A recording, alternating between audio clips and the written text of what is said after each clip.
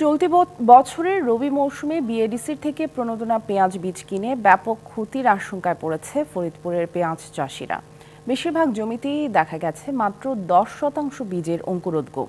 এমন অবস্থায় ক্ষতিপূরণের পাশাপাশি এই অপকর্মের সাথে জড়িতদের খুঁজে বের করে শাস্তির দাবি চাষিদের। পুষিয়ে দেওয়ার আশ্বাস মিলেছে সংশ্লিষ্টদের কাছ থেকে। পেঁয়াজ উৎপাদনে দেশের দ্বিতীয় বৃহত্তম জেলা ফরিদপুর। এজন্য চলতি মৌসুমে জেলার 5200 জন ক্ষুদ্র ও প্রান্তিক কৃষকদের মাঝে তাহেরপুরি, বাড়ি 4 ও 6 জাতের পেঁয়াজ বীজ বিতরণ করে কৃষি সম্প্রসারণ অধিদপ্তর। তবে কৃষকদের অভিযোগ, বিএডিসি থেকে সরবরাহ করা প্রণোদনার বীজের 15 থেকে 20 ভাগের উপরে কোথাও অঙ্কুরিত হয়নি। এখনও ফাঁকা পড়ে আছে জেলার বেশিরভাগ পেঁয়াজের মাঠ। এতে বড় ধরনের ক্ষতির আশঙ্কা কৃষকদের। এই দেশে ভালো পেঁয়াজ হয়, এই দেশে যদি আমরা মায়ের খাই তাই উন্নতি হবে কৃষি। আমার বিএডিসি থেকে 1 কেজি বীজ দিছে, কিন্তু বীজই 1 কেজি বীজে আমার 1 বিঘা বইয়া, তাতে 200 মণ পেঁয়াজ হবে, কিন্তু সেই বীজটা সম্পূর্ণ মার। পানি সার দিয়ে আমাদের 5000 টাকা মায় নষ্ট হয়ে গেছে। আমরা কিভাবে আমরা চাষিরা ভালো হতে পারি?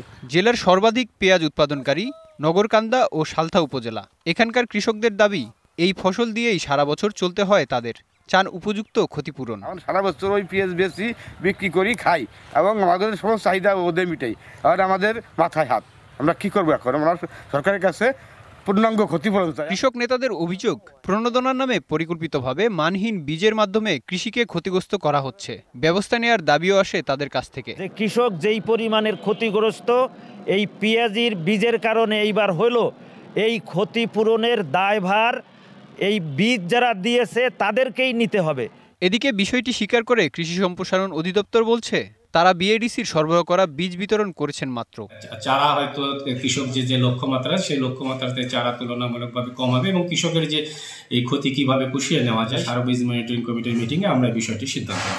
চলতি মৌসুমে জেলার প্রায় 6.25 লাখ মেট্রিক টন পেঁয়াজ উৎপাদনের লক্ষ্যমাত্রা ধরা হয়েছে। DBC news desk.